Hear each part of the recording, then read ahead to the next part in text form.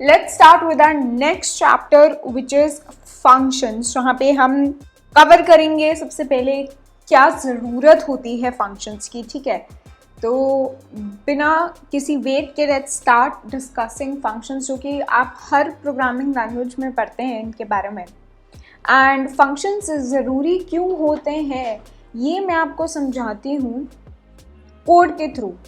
ठीक है, for example हमें क्वेश्चन मिला है where we have to find the sum of all numbers from 1 to that particular number n। ठीक है, तो क्वेश्चन क्या है, we will be given some number n, we have to find sum of all numbers till n। ठीक है, and when I say all numbers I mean all positive numbers. ठीक है, तो 1 से लेके n तक का सम मुझे फाइंड करना है। अब इसको कोड में करने के लिए कैसे करेंगे, सबसे पहले हम n लेंगे। ठीक है, यूजर से इनपुट लेंगे कुछ n,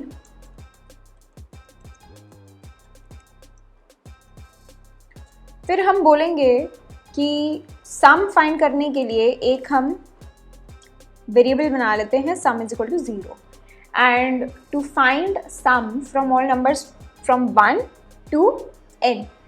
ये करने के लिए हम एक लूप का इस्तेमाल कर सकते हैं, जहाँ पे मैं लिख सकती हूँ for i in range 1 to n, 1 to n, या let me say 1 to n minus n plus 1। ठीक है, क्योंकि वो n प्लस 1 लिखूँगी अगर मैं अपनी एंडिंग point, तो it will go till n. So for I in this range we'll add I to sum। ठीक है, तो इस लूप में 1 से लेके n तक के सारे नंबर्स का सम मेरे सम वेरिएबल में आ जाएगा, एंड इसके बाद I can print कि sum of all numbers till n is sum। ठीक है, और इसका हम देख सकते हैं, आप अगर मैं इनपुट डालूँ 4, तो sum of all numbers till n, यानी कि 4 क्या होगा, 1 plus 2 which is 3, 3 plus 3 which is 6, and 6 plus 4 which is 10, तो 10 आएगा 4 तक के सारे नंबर्स का सम। ठीक है, अब यहाँ पे सपोज मुझे दोबारा एक और n लेना है, n1, और इस n1 के लिए मुझे दोबारा जो है यही चीज़ करनी है, I have to find the sum of all numbers till this number n1। अब ये करने के लिए, एक और नंबर के लिए सेम चीज़ करने के लिए मुझे ये पूरा प्रोसेस दोबारा करना पड़ेगा, जहाँ पे फिर से मैं एक सम वेरिएबल बनाऊंगी, लेट्स कॉल इट sum1। ठीक है, और यहाँ पे फिर से मैं एक लूप लगाऊंगी जहाँ पे मैं n1 प्लस 1 तक जाऊंगी, एंड sum1 में सारे नंबर्स को ऐड करती रहूँगी, एंड फिर लास्ट में प्रिंट कर दूँगी। ठीक है, तो आपको दिख रहा है कि यहाँ पे अगर मुझे सेम प्रोसेस दोबारा करना है तो मेरा कोड जो है ये रिपीट हो रहा है। ये वाला जो पार्ट है मेरे कोड का, this is getting repeated, right. मेरे को n के लिए पहले सपोज एक नंबर के लिए सेम चीज़ करनी पड़ी, फिर दूसरे नंबर के लिए दोबारा सेम चीज़ करनी, तो मुझे दोबारा जो है अपना कोड रिपीट करना पड़ेगा।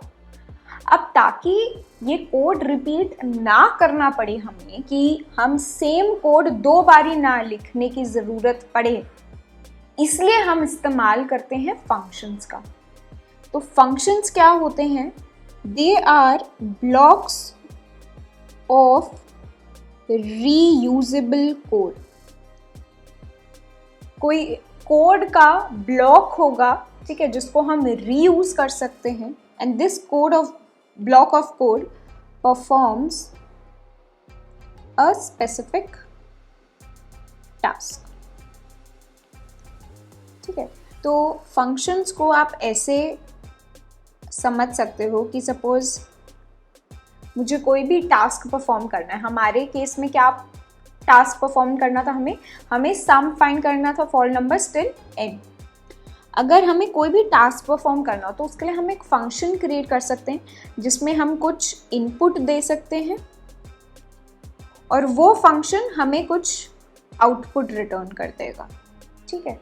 तो लेट मी राइट इट यहाँ पे, we'll give some input to our function and the function will perform some task on the input and give us output. For example, इस केस में हम जो है चाहते हैं कि हम जो है n as input दें अपने फंक्शन को। मेरा फंक्शन जो है वो फाइंड करे सम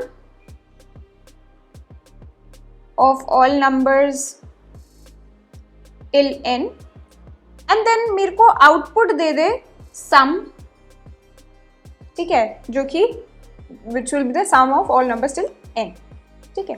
तो ऐसा मैं एक फंक्शन लिख सकती हूँ एंड यहाँ पे अब ये फंक्शन लिखने का फ़ायदा क्या हुआ कि ये जो मेरा ब्लॉक ऑफ कोड है ये रीयूजेबल होगा, ठीक है, यानी कि मैं इसको कितनी भी बार अपने कोड में यूज़ कर सकती हूँ। जब भी मुझे कोई भी नंबर n के लिए I have to find out the sum of all numbers till that number, तो मैं ये जो कोड का ब्लॉक है, ये जो फंक्शन है, इसको मैं हर बारी रीयूज कर सकती हूँ। I don't have to write the same code again and again to perform the same task, ठीक है। So this is why functions are used. Now functions के दो टाइप्स होते हैं, एक बिल्ट इन होते हैं, एक यूज़र डिफाइंड होते हैं। बिल्ट इन क्या होता है, जो कि पाइथन लैंग्वेज के अंदर आपको ऑलरेडी बिल्ट इन फंक्शंस मिलेंगे। फॉर एग्जांपल प्रिंट फंक्शन हम अभी तक यूज़ कर रहे हैं, जहाँ पे हम लिखते थे प्रिंट हेलो वर्ल्ड, राइट। अब यहाँ पे यार ये जो प्रिंट फंक्शन है, दिस इज अ फंक्शन जहाँ पे हम इनपुट दे रहे हैं हेलो वर्ल्ड और इसका आउटपुट क्या है, ये हमें हेलो वर्ल्ड जो है प्रिंट करके दे रहा है, ठीक है। So print here is a function जो कि बिल्ट इन है, यानी कि हमने नहीं फंक्शन लिखा इस प्रिंट फंक्शन का, सॉरी हमने नहीं कोड लिखा इस प्रिंट फंक्शन का, that is already written built in Python language। हम इस फंक्शन को डायरेक्टली यूज कर सकते हैं। Similarly I have another function sum. Similarly I have a function sum जिसके अंदर मैं एक लिस्ट पास कर सकती हूँ और ये क्या करेगा, उस लिस्ट में जो सारे नंबर्स होंगे उनका सम मुझे रिटर्न कर देगा, ठीक है। So this is also another example of function जिसमें हम इनपुट क्या दे रहे हैं, हम इनपुट दे रहे हैं एक लिस्ट, आउटपुट क्या मिल रहा है हमें आउटपुट में मिल रहा है sum of all the numbers in that list. So again this is a built in function, जो इसका कोड हमने नहीं लिखा है, it is already built in. And then there are user defined functions जिनका कोड हम लिखते हैं, जैसे कि हमने अभी एक फंक्शन का हम कोड लिखना चाह रहे हैं जो कि सम ऑफ ऑल नंबर्स दे दे फ्रॉम 1 to n, ठीक है। सो हम फोकस करेंगे अभी यूजर डिफाइंड फंक्शंस पे and we'll see how we can create a function on our own, ठीक है। और हमारा एम क्या है कि जो मैंने प्रॉब्लम स्टेटमेंट से स्टार्ट किया था ये टॉपिक कि we have to find sum of numbers from 1 to n, इसके लिए हमें एक फंक्शन लिखना है, ठीक है। तो that is our problem statement and we'll try to learn what functions are and then try to write that function ourselves. तो फंक्शन को अब कोड में कैसे लिखा जाता है ये समझ लेते हैं। फंक्शन क्रिएट करने के लिए कोड में we have to use the def keyword, ठीक है। उसके बाद आता है हमारा जो भी फंक्शन का नेम है, ठीक है। And this should be a descriptive name, यानी कि if I have to find sum of numbers from 1 to n, तो I will create a descriptive function जिससे पता चले कि वो फंक्शन क्या कर रहा है। Then we can pass some parameters. अब ये पैरामीटर्स क्या होते हैं, this will be the input to our function, ठीक है। जो भी हम अपने फंक्शन में इनपुट भेजना चाहते हैं, फॉर एग्जांपल हम अपने फंक्शन में एक n एज एन इनपुट भेजना चाहते हैं, एक नंबर एज एन इनपुट भेजना चाहते हैं ताकि वो n तक के सारे नंबर्स का हमें सम दे दे, तो n जो है हमें अपने फंक्शन में इनपुट देना पड़ेगा। नाउ क्या ये वाला जो फंक्शन है ये किन चीज़ों को एज इनपुट ले रहा है, that is defined by parameters, ठीक है। तो parameters will tell us what input the function is expecting। हमारा फंक्शन क्या इनपुट एक्सपेक्ट कर रहा है, that will be told us by parameters, ठीक है। तो फंक्शन डिफाइन करते हुए हम बता देते हैं कि ये पैरामीटर्स हैं, यानी कि ये इनपुट इस फंक्शन में आ रहा होगा। देन हमारे फंक्शन के स्टेटमेंट में, एंड यहाँ पे देखो, यहाँ पे we will have some indentation, ठीक है. After an indentation block we will have the code of that particular function. इस फंक्शन में we will have a body, ठीक है, जो कि कुछ टास्क परफॉर्म कर रही होगी, whatever this function is meant to do. And end में we will have our return statement. Return क्या स्टेटमेंट क्या करता है? इट गिव्स आउटपुट, ठीक है. Return statement will give output. अब यहाँ पे ज़रूरी नहीं है कि हर फंक्शन में कुछ इनपुट देना ही होगा या वो फंक्शन कुछ आउटपुट रिटर्न कर ही रहा होगा, ठीक है. A function can have no input. हो सकता है उस फंक्शन में कोई भी इनपुट हम ना पास कर रहे हों, एंड ऐसा भी हो सकता है कि वो फंक्शन जो है कुछ आउटपुट रिटर्न ना कर रहा हो, जस्ट कुछ स्पेसिफिक काम कर रहा हो, ठीक है. So that will depend and will see examples of that. उससे पहले ये देख लेते हैं कि how do I call a function. For example मैंने यहाँ पे एक फंक्शन क्रिएट कर दिया, ठीक है, and let's create a simple function जो कि 2 नंबर्स को ऐड करेगा. तो how will we do that? सबसे पहले हम अपना डेफ कीवर्ड यूज़ करेंगे, डेफ, देन मेरा function name which is sum. अब इसके बाद मेरे पास सम में क्या आना चाहिए? मेरे को अगर ये फंक्शन लिखना है to find sum of 2 numbers, ठीक है, सपोज n1 एंड n2. तो मेरे पैरामीटर्स में मैं 2 नंबर्स ले रही होंगी, n1 and n2, and that is what I will define here. So I will write n1, n2 colon, and then suppose I find sum is equal to, yeah, let me say answer is equal to n1 plus n2, and then to return this answer I will say return answer, ठीक है, जो कि क्या करेगा? मेरे answer को which is n1 plus n2 इसको as output दे देगा, ठीक है, ऑफ द फंक्शन. अब अगर ये मेरा फंक्शन है, this is an example of a function जो कि हमने अभी लिखा for finding sum of 2 numbers. अब इस फंक्शन को अगर मुझे यूज़ करना है, इस फंक्शन को अगर कॉल करना है मुझे अपने कोड में, ठीक है. फॉर एग्जांपल मेरे पास 2 नंबर्स हैं, x is equal to 3, y is equal to 5. अब मुझे 3 और 5 का सम निकालना है, तो उसके लिए मैं इस फंक्शन का इस्तेमाल कर सकती हूँ. और वो मैं कैसे करूँगी? आई विल से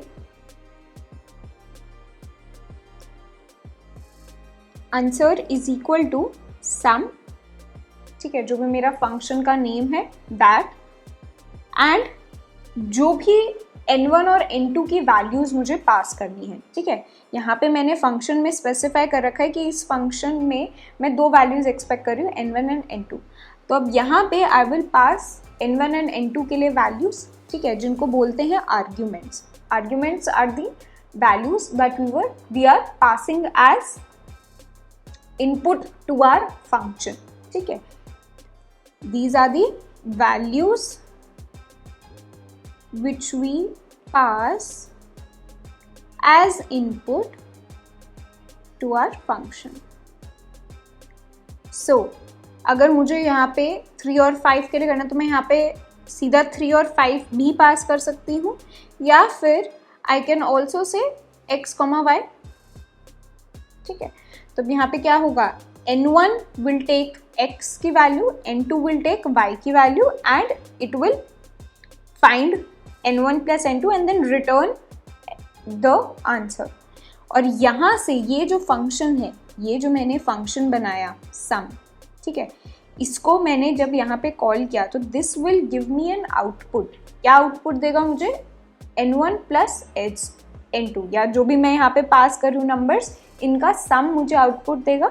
और उस आउटपुट, जो भी मुझे यहाँ से आउटपुट मिलेगा इस फंक्शन से, that will get stored in my variable answer, ठीक है.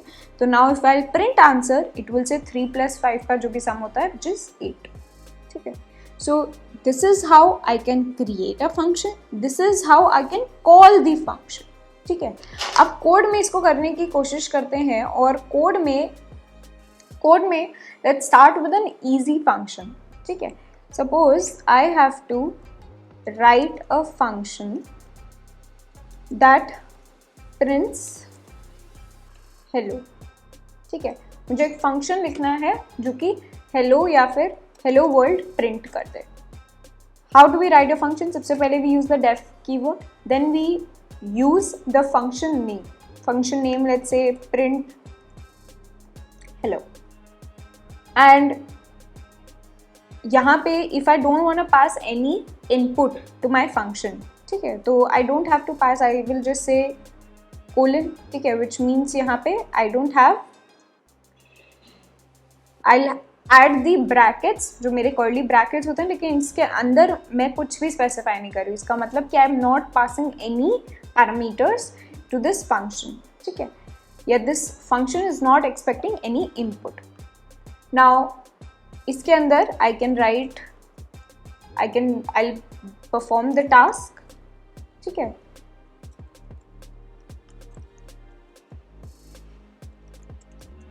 which will be the body of my function, जहाँ पे I will say hello world। अब ये फंक्शन अगर मुझे कॉल करना है, अगर मैं इसको ऐसे ही रन करूँ अपने कोड को, तो देखो कुछ भी आउटपुट नहीं आएगा, कुछ भी आउटपुट नहीं आएगा। क्यों? क्योंकि जब तक इस फंक्शन को मैं कॉल नहीं करूँगी, जब तक इस फंक्शन को प्रिंट हेलो को मैं कॉल नहीं करूँगी, तब तक इसकी जो बॉडी है that will not get executed, ठीक है, तो ये चीज़ ध्यान रखना, we have to call the function for it to execute। so if I say now print hello, तो देखो अब यहाँ पे प्रिंट हो रहा है hello वर्ड, क्योंकि हमने यहाँ पे अब कॉल कर दिया अपने फंक्शन को, तो now this line will get executed. जब तक मैं इस फंक्शन को कॉल नहीं करूँगी, उसकी बॉडी में चाहे कुछ भी हो रहा हो, that is not valid to us, it will not get executed. So this is a simple function जहाँ पे हम कोई इनपुट नहीं दे रहे हैं, कोई आउटपुट नहीं दे रहे, it is just performing some task, and मैंने आपको यहाँ पे ये बता दिया कि फंक्शन को हमें कॉल कैसे करना है। Next let's look eight types of arguments, ठीक है, तो आर्ग्यूमेंट्स मैंने आपको बता दिया क्या है, जो हम इनपुट पास कर रहे होते हैं अपने फंक्शन को, कैसे पास कर रहे होते हैं, इसके कुछ डिफरेंट तरीके होते हैं जो कि हम सीधा कोड में देख लेते हैं। सबसे पहले default arguments, and to understand default arguments, let's write a function। सबसे पहले let's write a function that will add two numbers। इसका कोड हमने ऑलरेडी देख लिया है। we'll write a function suppose add, जिसमें हम दो पैरामीटर्स डिफाइन करें n1 एंड n2। इनका सम फाइंड आउट करने के लिए we'll say sum is equal to n1 plus n2 and then we can return the sum, ठीक है। so this is a function which adds, which takes two numbers as input and returns their sum, ठीक है। so यहाँ पे ये जो n1 और n2 है, these are parameters। now अगर मैं इस फंक्शन को कॉल करती हूँ, suppose I call this function the sum is, ठीक है, और यहाँ पे मैं अपने ऐड फंक्शन को कॉल करती हूँ, ठीक है। Suppose let me say x is equal to 2 and y is equal to 3। अब इस ऐड फंक्शन में अगर मैं x और y पास करती हूँ, तो यहाँ पे ये जो x और y है, दीज आर आर्ग्यूमेंट्स, ठीक है, because these are the values that are actually passing to the function. And n1 and n2 यहाँ पे क्या है, n1 and n2 are parameters of this function which are just place holders for the values that I will be passing as input to this function. So अगर मैं इसको यहाँ पे run करूँ, देखो इनपुट क्या, आउटपुट क्या आ रहा है, सम इज 5, ठीक है, 2 + 3 5 आ रहा है। नाउ सपोज अगर मैं यहाँ पे वेरिएबल्स की जगह सीधा नंबर्स पास करूँ, ठीक है, और यहाँ पे if I am passing 2 and 3 as arguments, तो this is an example of positional argument. क्यों पोजिशनल आर्ग्यूमेंट क्यों बोला जाता है इसको? क्योंकि यहाँ पे पोजीशन के हिसाब से आर्ग्यूमेंट की वैल्यूज जो है वो पैरामीटर्स में जाती है। फॉर एग्जांपल मैंने यहाँ पे पहले पास किया है 2, देन मैंने पास किया है 3, तो n1 में वैल्यू जाएगी 2 एंड n2 में क्या वैल्यू जाएगी 3, ठीक है। यहाँ पे हम प्रिंट भी करवा सकते हैं कि भाई n1 की value is this and n2 की वैल्यू इज दिस। ठीक है, देखो अगर मैं कॉल करूँगी तो n1 में क्या वैल्यू जा रही है 2 और n2 में क्या वैल्यू जा रही है 3। क्यों? क्योंकि मैंने यहाँ पे पहले 2 पास किया फिर 3 पास किया है। यहीं पे अगर मैं इसको चेंज कर दूँ, मैं पहले 3 पास करूँ और फिर 2 पास करूँ, तो अब देखो क्या होगा, अब n1 में वैल्यू जाएगी 3 और n2 में वैल्यू जाएगी 2। तो बेसिकली जिस भी सीक्वेंस में हम आर्ग्यूमेंट्स को पास करेंगे उसी सीक्वेंस में वो पैरामीटर्स की वैल्यूज लेगा। Now this is an example of positional argument. Keyword argument. Keyword argument keyword argument में क्या होता है, and this is also known as named arguments, जहाँ पे हम आर्ग्यूमेंट्स को बाय देयर नेम पास करते हैं। फॉर एग्जाम्पल मैं यहाँ पे अगर मुझे यही ऐड फंक्शन कॉल करना है, ठीक है, तो यहाँ पे मैं स्पेसिफाई करूँगी कि भाई n1 की वैल्यू 3 जाए और n2 की वैल्यू 2 जाए। तो यहाँ पे क्या हो रहा है कि मैं अपनी आर्ग्यूमेंट्स को जो पास कर रही हूँ बाय देयर कीवर्ड पास कर रही हूँ कि n1 में 3 वैल्यू जानी चाहिए, n2 में 2 वैल्यू जानी चाहिए। तो अब देखो इसको मैं रन करूँगी तो n1 में 3 जा रही है, n2 में 2 जा रही है। अब यहाँ पे डिपेंड नहीं करता कि मैं किस सीक्वेंस में इन वैल्यूज़ को पास कर रही हूँ। ठीक है, मैं पहले n2 की वैल्यू लिख सकती हूँ और फिर मैं n1 की वैल्यू लिख सकती हूँ, तब भी n1 में 3 ही जाएगा और n2 में 2 ही जाएगा। क्यों? क्योंकि मैंने यहाँ पे नेम से पास करें अपने arguments. So these are called keyword arguments या फिर named arguments. Then we have default arguments. Default arguments में क्या होता है कि फॉर एग्जाम्पल मैं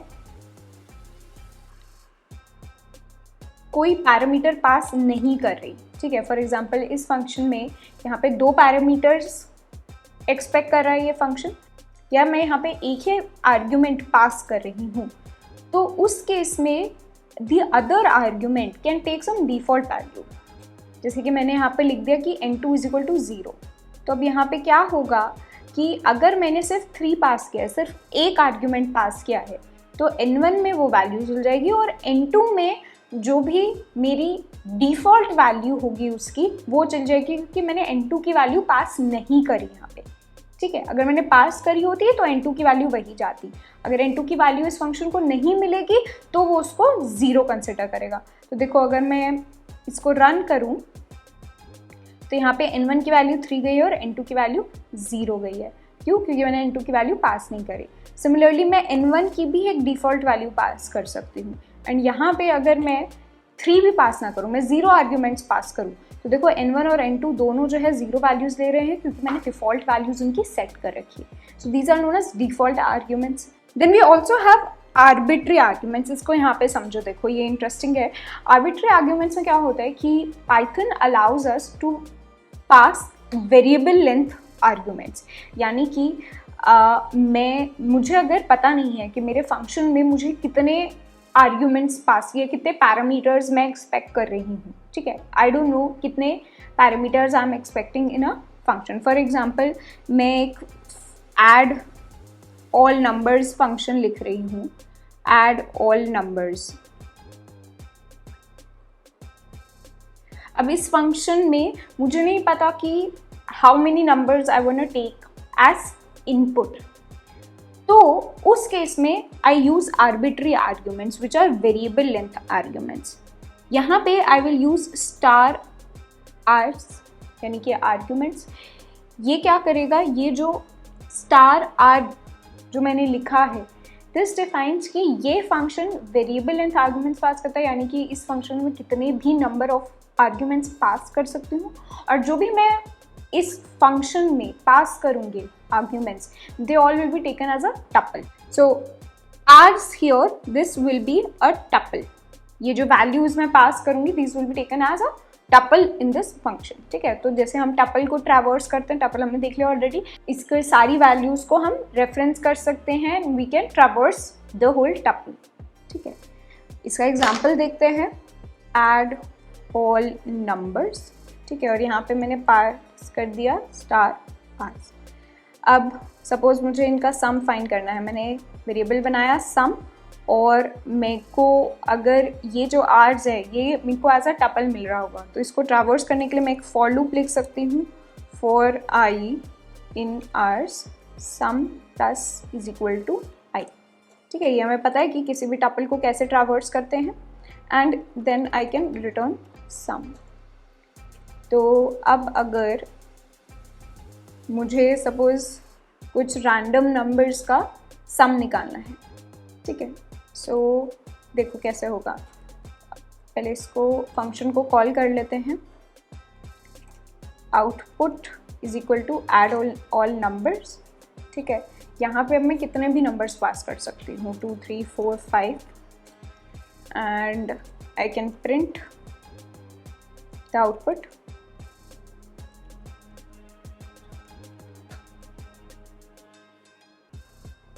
सम इज 14 आ रहा है, 2 + 3 + 4 + 5 विच इज 14। यहाँ पे आई कैन ऑल्सो एड 1 मोर। ठीक है, मैंने यहाँ पे एक और आर्ग्यूमेंट पास कर दिया, तो भी मैं कर सकती हूँ। सम 15 हो गया। मैं यहाँ पे कितने भी आर्ग्यूमेंट्स पास कर सकती हूँ इस फंक्शन में, बिकॉज यहाँ पे I am using variable length argument या फिर आर्बिट्री आर्ग्यूमेंट्स। तो इसको क्या बोलते हैं, इसको बोलते हैं आर्बिट्री आर्ग्यूमेंट्स। एक और तरह का आर्बिट्री आर्ग्यूमेंट होता है कीवर्ड आर्ग्यूमेंट। ये किस चीज़ के लिए होता है, this is used for keyworded arguments, या फिर आप बोल सकते हो key value pairs, key value pairs arguments. ठीक है, कीवर्डेड आर्ग्यूमेंट से मेरा यही मतलब है की वैल्यू पेयर वाले। की वैल्यू पेयर मैंने आपको बताया क्या होता है, जब हम डिक्शनरी पढ़ रहे थे, डिक्शनरी में हम एक की और एक वैल्यू डिफाइन करते हैं, राइट। सिमिलरली यहाँ पे भी अगर मुझे किसी फंक्शन में की वैल्यू पेयर्स पास करने हैं, यानी कि जो मुझे आर्ग्यूमेंट्स पास करने हैं वो कीवर्डेड होंगे। फॉर एग्जाम्पल मुझे किसी फंक्शन में एक स्टूडेंट की वैल्यूज़ जो है प्रिंट करनी है। ठीक है, सो मैं एक फंक्शन लिखूंगी स्टूडेंट इन्फो, और यहाँ पे अगर मैं कीवर्डेड आर्ग्यूमेंट्स ले रही हूँ, तो इस फंक्शन में स्टूडेंट इन्फो, इस फंक्शन को जब मैं कॉल करूँगी तो मैं कीवर्डेड आर्ग्यूमेंट्स पास करती हूँ। यानी कि मैं स्पेसिफाई कर सकती हूँ कि भाई नेम जो है उसका उर्वी हो, एज जो है उसका 22 हो, और सिटी उसका दिल्ली हो। ठीक है, so this is how I can pass keyworded arguments. और यहाँ पे जैसे हम देखा था, जब हम आर्ग्यूमेंट्स ले रहे थे नॉर्मल, तो आर्ग्यूमेंट्स को एज टपल लिया जा रहा था। यहाँ पे क्या होगा, यहाँ पे जब हम कीवर्डेड आर्ग्यूमेंट्स पास कर रहे हैं तो इसको एज अ डिक्शनरी लिया जाएगा। ठीक है, तो जैसे डिक्शनरी को ट्रैवर्स किया जाता है, ऐसे हम इसको पास कर रहे होंगे। एग्जाम्पल देखते हैं इसका। Right a function student info, ठीक है, जहाँ पे मेरे पास वेरिएबल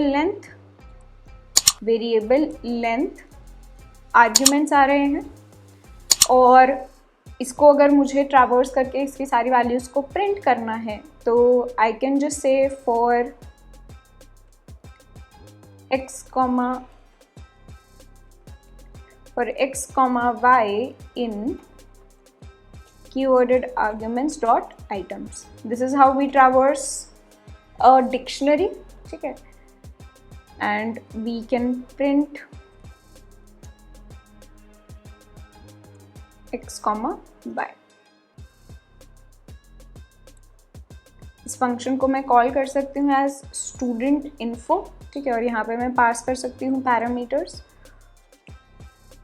यहाँ पे I can also say, instead of just printing this, I can write a statement. A name will be taken as the input.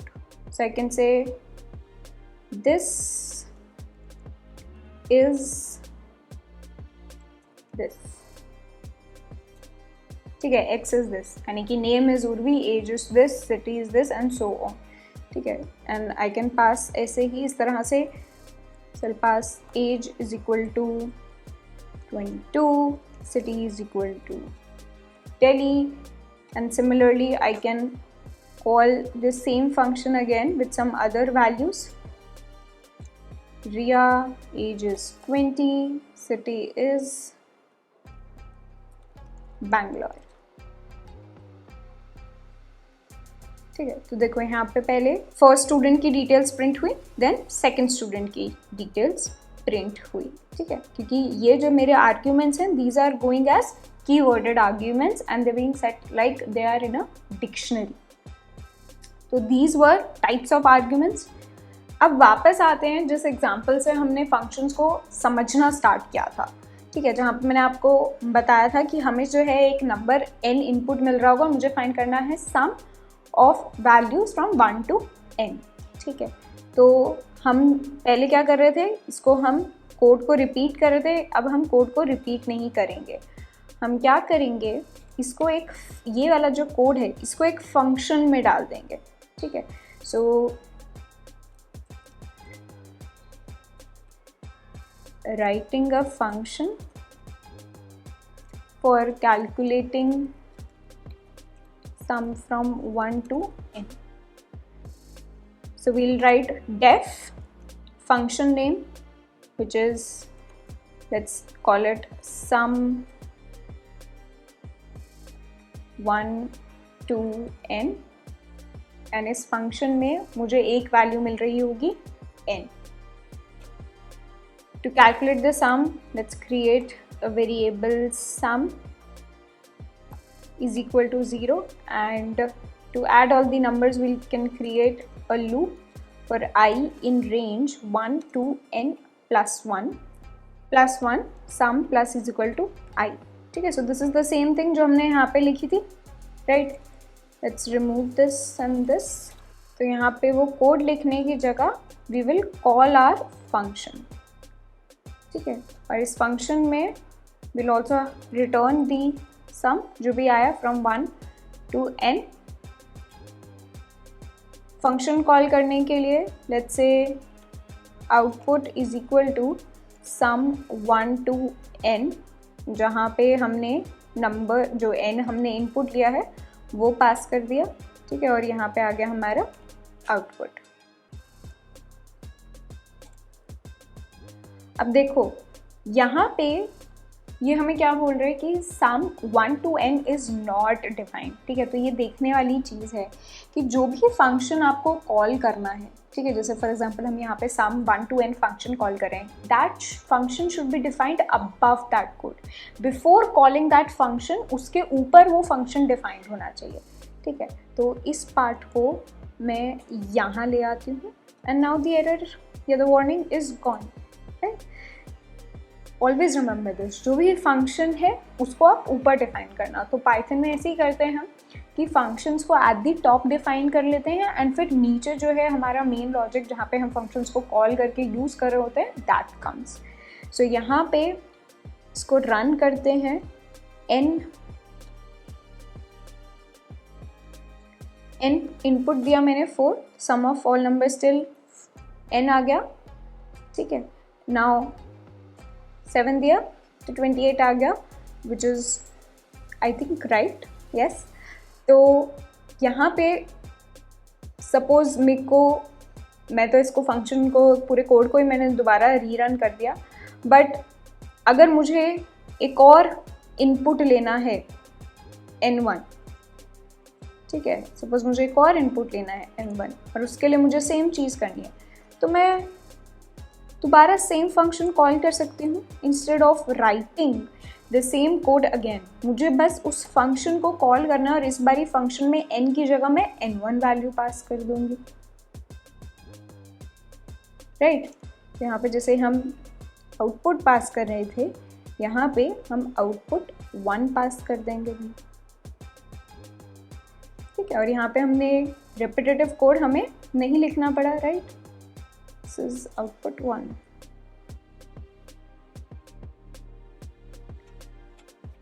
Okay, next let's come to nested function. nested functions में क्या होता है, जैसे nested loops देखा हमने, nested if else देखा. एक function के अंदर हम एक दूसरा फंक्शन भी डिफाइन कर सकते हैं. इसको एग्जांपल से समझो. For example I have this code, यहाँ पे मैंने क्या किया, एक आउटर फंक्शन डिफाइन किया है जिसके अंदर मैं एक वेरिएबल बना रही हूँ x और उसको वैल्यू दे रही हूँ 1। अब इस फंक्शन के अंदर, आउटर फंक्शन के अंदर मैं एक और फंक्शन डिफाइन कर सकती हूँ, इनर फंक्शन, ठीक है, जिसको मैंने, जहाँ पे मैंने एक और वेरिएबल बना दिया y, उसको वैल्यू दे दी 2, ठीक है। अब यहाँ पे मैं इनका सम निकाल रही हूँ, as result is equal to x plus y and I am returning result. अब देखो यहाँ पे क्या हो रहा है, ये जो इनर फंक्शन है, ये फंक्शन में y2 की वैल्यू डिफाइन हो रही है, x जो आउटर फंक्शन में वैल्यू थी वो ले रहा है और यहाँ की से y की वैल्यू ले रहा है, उसका रिजल्ट कैलकुलेट कर रहा है एंड देन रिटर्न कर रहा है रिजल्ट, ठीक है। तो x प्लस वाई इस फंक्शन से, जो इनर फंक्शन है, उससे रिटर्न होगा, ठीक है। अब इसके बाद क्या लिखा है, यहाँ पे ये इनर फंक्शन जो है कंप्लीट हो जाता है, यहाँ पे ये इनर फंक्शन खत्म हो गया। अब इसके बाद क्या लिखा है, रिटर्न इनर फंक्शन। तो मतलब कि इनर फंक्शन में रिटर्न करने का मतलब क्या हुआ कि रिटर्न, जो इनर फंक्शन से जो मेरे को आउटपुट मिल रहा है उसको रिटर्न कर दो, जो इनर फंक्शन से आउटपुट मिल रहा है उसको रिटर्न कर दो, ठीक है। तो अब यहाँ पे जब मैं आउटर फंक्शन कॉल करूँगी तो देखो क्या होगा, आउटर फंक्शन जब मैंने कॉल किया तो ये वाला फंक्शन कॉल होगा। इस फंक्शन में मैंने एक वैल्यू बनाई x इज इक्वल टू 1, मैंने एक फंक्शन डिफाइन किया और फिर मैंने कॉल किया इनर फंक्शन। जब ये कोड पे आएंगे हम, जब इस लाइन पे आएंगे जहाँ पे हम रिटर्न करें इनर फंक्शन, तो ये फंक्शन कॉल हो जाएगा। इस फंक्शन में क्या हो रहा है, again y is equal to 2 की वैल्यू जा रही है, रिजल्ट कैलकुलेट कर रहा है और रिटर्न रिजल्ट आ रहा है, ठीक है। तो यहाँ पे 1 + 2 3 रिटर्न होगा इस इनर फंक्शन से, this function will return value 3 and ये वैल्यू जो 3, जो ये वाला फंक्शन आउटपुट दे रहा है, वो यहाँ से रिटर्न हो जाएगा, मतलब कि outer function will also return 3, ठीक है। तो देखो यहाँ पे अगर मैं इसको कोड को रन करती हूँ एंड आई से प्रिंट आउटपुट,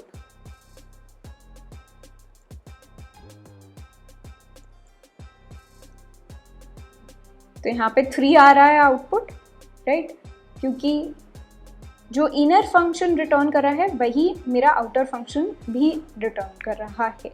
तो this is how we can use functions inside function, ठीक है। Another very important topic, pass by reference and pass by value. इसमें काफ़ी बच्चों को कन्फ्यूजन रहती है, let's try to understand this. सबसे पहले let's look at pass by value. Pass by value is for immutable objects. Immutable objects यानी कि strings हो गया, integers हो गया, float हो गया, tuple हो गया, ये सारे जो data types होते हैं, these are immutable objects. When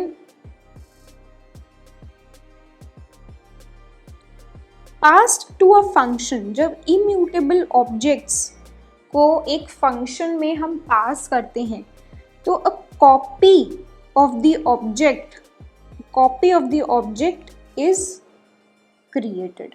यानी कि अगर मैं कोई फंक्शन बना रही हूँ सम, जिसमें मैं 2 वैल्यूज़ ले रही हूँ x एंड y, और इस फंक्शन को मैं बाद में कहीं कॉल कर रही हूँ, तो यहाँ पे ये जो 2 और 3 है, these are numbers, these are integers, ठीक है। या इनको ऐसे देखो, सपोज मैंने यहाँ पे डिफाइन कर रखे हैं a इज इक्वल टू 2 और b इज इक्वल टू 3। अब यहाँ पे जब मैं a और b पास करूँगी अपने फंक्शन में, तो इस फंक्शन में ये जो a और b है, these are numbers, these are immutable objects. तो क्या होगा कि x में वैल्यू 2 चली जाएगी और y में वैल्यू 3 चली जाएगी, लेकिन ये जो a और b फंक्शंस हैं, सॉरी a और b वेरिएबल्स हैं, इनमें कोई फ़र्क नहीं पड़ेगा। These will not get affected अगर मैं इस फंक्शन में x और y में कोई चेंज करती हूँ, ठीक है।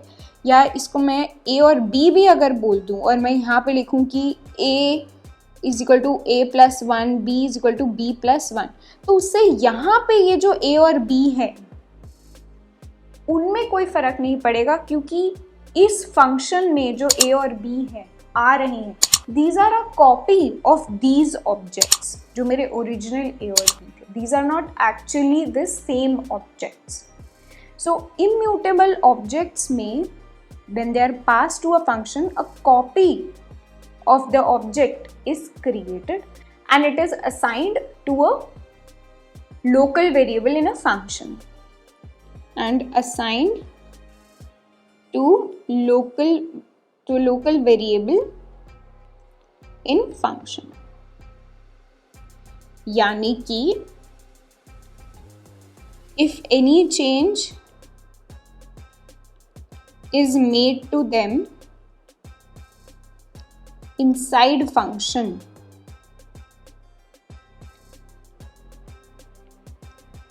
any change made to them inside function do not affect the original value. The original value या original variable outside function. ठीक है, इसको कोड में देखते हैं. We are looking at pass by value first, which is for immutable objects. ठीक है, तो for example मैंने एक फंक्शन बनाया add1, ठीक है, जिसमें मैं एक वेरिएबल लूँगी x और x में x is equal to x plus 1 कर दूँगी. ठीक है, मतलब कि उस नंबर में 1 ऐड कर दूँगी and let's print this. Inside function मेरे x की वैल्यू क्या है. सपोज बाहर मैं एक वेरिएबल बना रही हूँ जिसको x, जिसकी मैं वैल्यू दे रही हूँ 5. Now if I call this function add1, ठीक है, जिसमें I will pass this value x and now if I print कि आउटसाइड फंक्शन, ठीक है, this is outside function, x की वैल्यू क्या है. लेट्स सी अगर वो चेंज होती है या नहीं.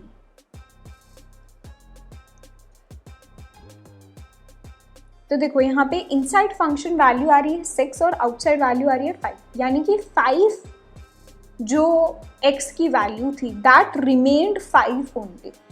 ठीक है, आउटसाइड द फंक्शन. फंक्शन के अंदर हाँ उसकी वैल्यू चेंज होगी, लेकिन outside the function x remained unchanged. तो यहाँ पे क्या हुआ कि जब मैंने add1 फंक्शन में x पास किया तो ये एक्चुअली ये वाला object is not passed. A copy of this object is passed, जिसको मैं वैल्यू दे रही हूँ x, उसमें मैं मॉडिफाई कर रही हूँ और इस फंक्शन के अंदर जो मॉडिफाइड वैल्यू होगी x की वो ली जाएगी.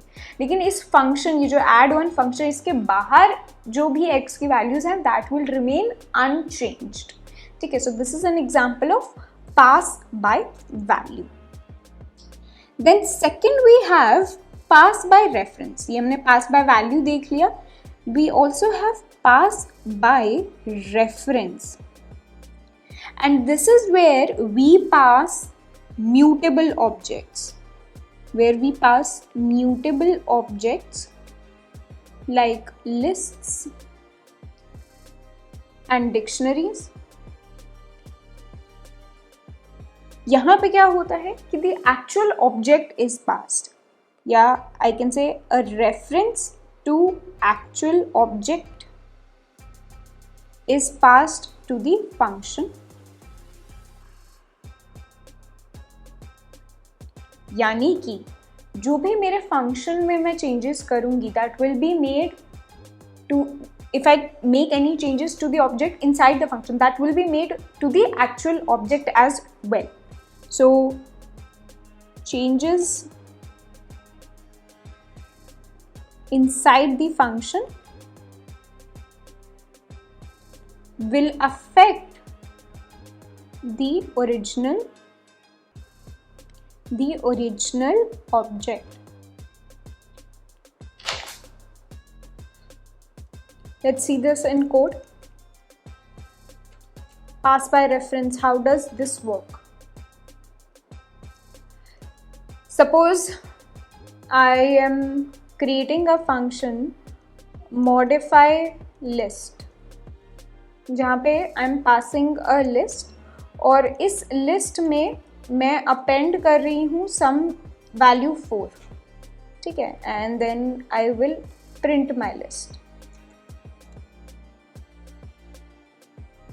लेट्स से इनसाइड फंक्शन मेरी लिस्ट की वैल्यू ये है, and then I will call the function. I'll make a list first, add some values 1, 2, 3, and then I'll call this function modify list, जहाँ पे मैं अपनी लिस्ट को पास कर रही हूँ, and I will print the list to see कि outside the function मेरे लिस्ट में क्या changes हुए। तो देखो यहाँ पे इनसाइड फंक्शन, तो मैंने क्या किया, लिस्ट में 4 अपेंड कर दिया, तो देखो 4 जो है वो वैल्यू आ गई। आउटसाइड द फंक्शन भी मेरी लिस्ट चेंज हो गई, यानी कि मेरी लिस्ट में जो यहाँ पे मैंने ऑब्जेक्ट बनाया है उसमें एक्चुअली 4 अपेंड हो गया है, उसी लिस्ट में, उसी जो मेरी ओरिजिनल लिस्ट थी उसमें चेंजेस हुए हैं, ना कि किसी कॉपी में, ठीक है।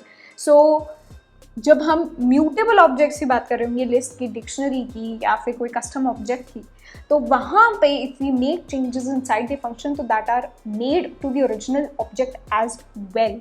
एंड वन मोर थिंग, यहाँ पे सपोज मैं अपेंड करने की जगह मैं लिस्ट को चेंज ही कर दूँ, जहाँ पे मैंने एक नई लिस्ट बना दी, या मैंने डिफाइन कर दी कि लिस्ट इज इक्वल टू 4, 5, 6, तो देखो अब क्या होगा, इनसाइड फंक्शन तो मेरी ये जो न्यू लिस्ट है वो होगी, लेकिन आउटसाइड फंक्शन मेरी 1, 2, 3 जो मेरी ओरिजिनल लिस्ट थी वही प्रिंट हो रही है। अब क्यों, आप कहोगे क्योंकि ये तो म्यूटेबल ऑब्जेक्ट है, तो अगर यहाँ पे मैंने लिस्ट की वैल्यूज़ 4, 5, 6 कर दी, चेंज कर दी, तो 4, 5, 6 हो जानी चाहिए वैल्यूज़, लेकिन that's not how it works.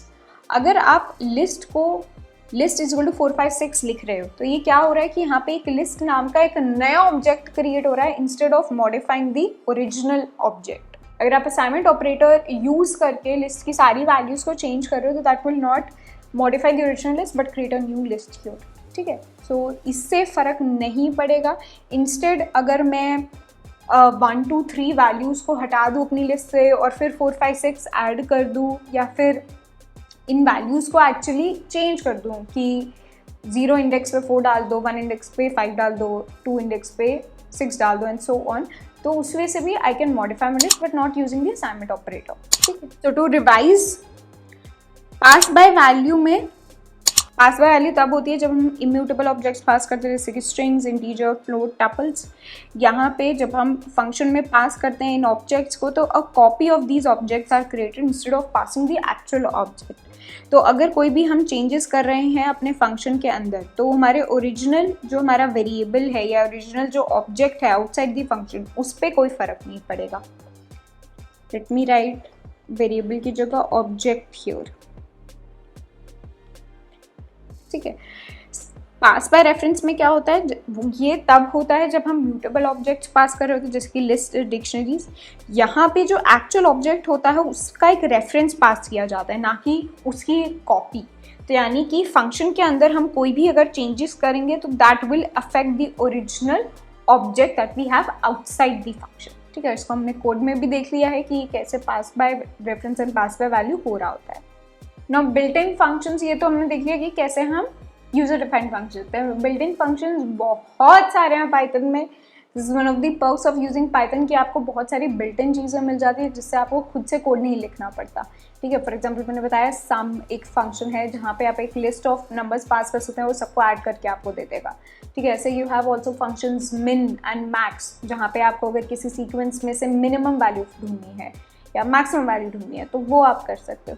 Similarly we have so many more functions, ठीक है, कि मैं यहाँ पे आपको एक बारी में नहीं बता सकती। सो व्हाट आई विल से इज कि हम क्वेश्चंस प्रैक्टिस करेंगे, आप भी क्वेश्चंस प्रैक्टिस करते रहिए, उससे आपको बहुत सारे जो हैं फंक्शंस पता लगते रहेंगे। आपको कोई कुछ भी लगता है कि यार इसका फंक्शन मे बी पाइथन में ऑलरेडी बिल्ट इन हो, तो गूगल पे जाओ, सर्च करो function for doing this in Python, ठीक है, और हो सकता है आपको उसके लिए एक बिल्ट इन फंक्शन मिल जाए जो कि आपके काम को ईजी कर देगा।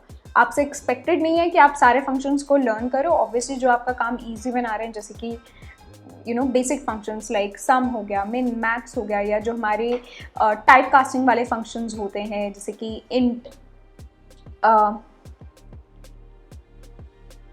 इंट या बूल, जिनसे हम एक डेटा टाइप से को कन्वर्ट करते हैं टू दूसरा डेटा टाइप। ऐसे फंक्शंस जो है हमारी जो लाइफ इजी बनाएंगे, उनको हम कॉमनली यूज़ करते रहेंगे तो आपको लर्न हो ही जाएंगे। इसके अलावा जो भी फंक्शंस होंगे आप खुद जो है जाके देखिए, ठीक है, क्योंकि बहुत सारे फंक्शंस हैं, आपको एक लिस्ट भी मैं नहीं दे सकती, बहुत सारे बिल्ट इन फंक्शंस हैं पाइथन में। सो धीरे धीरे जैसे से हम प्रैक्टिस करते रहेंगे आपको इनके बारे में पता लगता रहेगा। प्रैक्टिस से बात आती है क्वेश्चन की, तो let's try to solve the question here. Question ये है कि we have to write a Python function to calculate the factorial of a number. The function accepts the number as an argument. ठीक है, अब यहाँ पे फैक्टोरियल ऑफ अ नंबर क्या होता है, ठीक है, और ये जो नंबर है ये एक नॉन नेगेटिव इंटीजर होगा। ठीक है, factorial of any non negative integer, factorial जो हम नॉन नेगेटिव इंटीजर का कैलकुलेट करते हैं, होता क्या है ये। अगर मैं आपको बोलती हूँ factorial of n, so that is equal to n exclamation mark से लिखते हैं, this means n factorial, and इसका फॉर्मूला जो होता है दैट इज n इंटू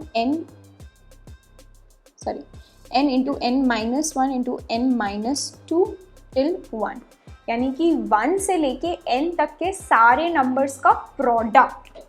जैसे कि अभी हम फाइंड कर रहे थे, सम फाइंड कर रहे थे 1 to n तक का, यहाँ पे फैक्टोरियल के लिए we have to find the product of all numbers from 1 to n। This is easy and similar to what we have already done with sum, so let's try to solve this।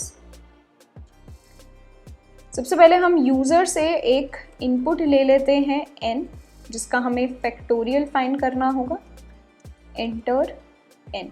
फिर हम एक function लिख लेंगे factorial, ठीक है, जो कि हमें फैक्टोरियल ऑफ n दे देगा एज आउटपुट।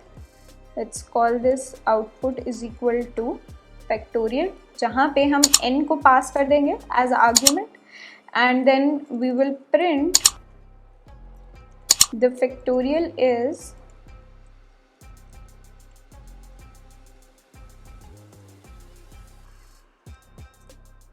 दिस। ठीक है, अब इस फंक्शन को डिफाइन करते हैं,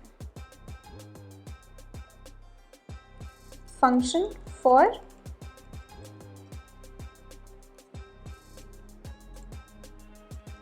calculating factorial of a number। So def factorial, जहाँ पे हम एक n इनपुट ले रहे हैं, अगर n की वैल्यू 0 है, ठीक है, तो 0 फैक्टोरियल का हमेशा रिजल्ट जो है फिक्स रहता है, that is 1। So I can check here कि if n is equal to 0, अगर n की वैल्यू 0 है तो हम डायरेक्टली जो है रिटर्न कर सकते हैं 1, because zero factorial is 1। and let me define another variable for this। let's create another variable for this, answer is equal to 0, and अगर n 0 के इक्वल हुआ तो हम बोल देंगे कि आंसर जो है वो 1 होगा। ठीक है, answer will be at output. Else अगर n जो है 0 नहीं हुआ तब हमें फाइंड करना पड़ेगा factorial by multiplying all numbers from 1 till n। तो इसके लिए हम एक लूप लगा सकते हैं for i in range 1 to n plus 1 ताकि इट गोज टिल n। क्या करो, आंसर इसको हम 0 नहीं लेंगे क्योंकि हमें इसको मल्टीप्लाई करना है, तो 0 से मल्टीप्लाई करेंगे तो हर चीज़ जो है 0 ही हो जाएगी। So answer multiply equal to i। ठीक है, so will do answer into 1, then answer जो भी हमारा आउटपुट आएगा इंटू 2, फिर इंटू 3, फिर into 4 till n, and end में we can do return answer. ठीक है,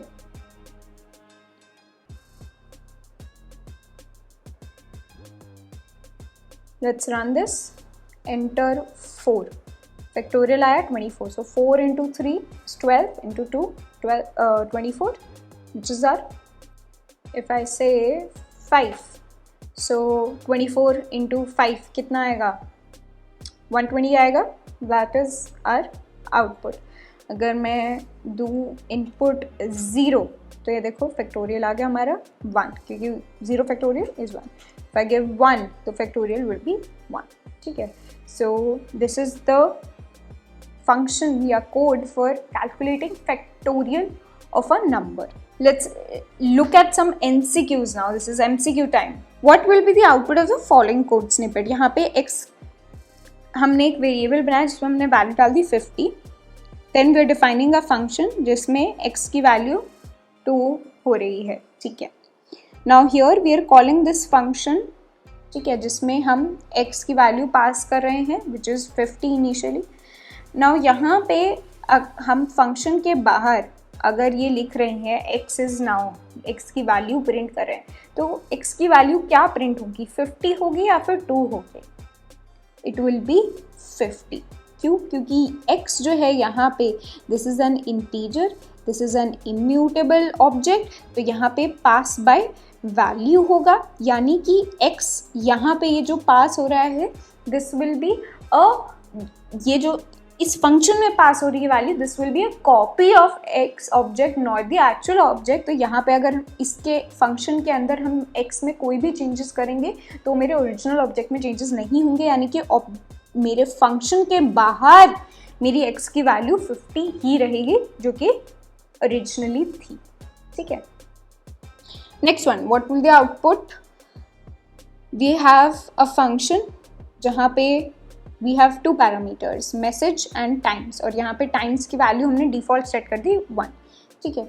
और यहाँ पे हम लिख रहे हैं प्रिंट मैसेज इनटू टाइम्स. तो बेसिकली जो भी मेरा मैसेज होगा वो टाइम्स जो भी मैं मेंशन करूँगी उतने टाइम्स प्रिंट हो जाएगा.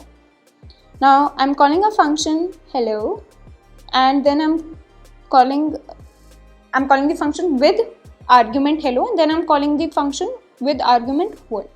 तो अब देखो क्या होगा, यहाँ पे इनिशियली मैंने सिर्फ एक आर्ग्यूमेंट पास किया हेलो, इसके बाद वाला जो आर्ग्यूमेंट है वो मैंने पास नहीं किया, तो उसकी डिफ़ॉल्ट वैल्यू ली जाएगी, यानी कि हेलो जो है सिर्फ एक बार ही लिखा जाएगा. ठीक है. उसके बाद मैंने ये फंक्शन दोबारा कॉल किया जहाँ पे मैंने टाइम्स की वैल्यू भी पास कर दी, एक और आर्ग्यूमेंट पास कर दिया जिसमें वैल्यू 5. तब यहाँ पे वर्ड जो है वो 5 टाइम्स प्रिंट किया जाएगा. तो मेरा आउटपुट क्या आएगा यहाँ पे, A अगेन. ठीक है. हेलो एक बारी प्रिंट होगा क्योंकि डिफ़ॉल्ट वैल्यू ली जाएगी टाइम्स की, और सेकेंड बारी वर्ड 5 बारी प्रिंट होगा. क्यों? क्योंकि हम यहाँ पे 5 पास कर रहे हैं. ठीक है. So this is all for this chapter. Let's now move to the next one.